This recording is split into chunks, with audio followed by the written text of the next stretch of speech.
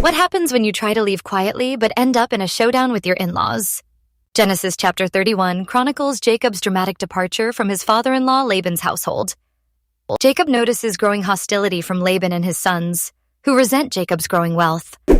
At God's command, Jacob decides it's time to return to his homeland. Without informing Laban, Jacob gathers his wives, children, and possessions and secretly departs for Canaan. Before leaving, Rachel steals her father's household idols, likely for sentimental or superstitious reasons. Jacob, unaware of this theft, sets out with his family and flocks. 3 days later, Laban learns of their departure and pursues them, catching up with them in the hill country of Gilead. Laban confronts Jacob, accusing him of sneaking away and stealing his idols. Jacob, indignant, defends his actions, explaining the years of hard labor he endured and the unfair treatment he received.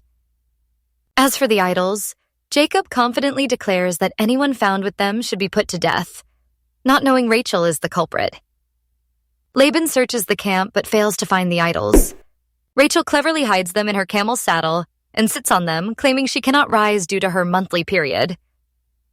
Laban's search turns up nothing, and Jacob uses the moment to chastise Laban for years of mistreatment.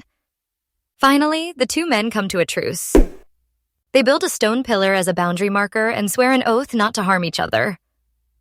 The place is named Mizpah, signifying a mutual watchfulness under God's oversight.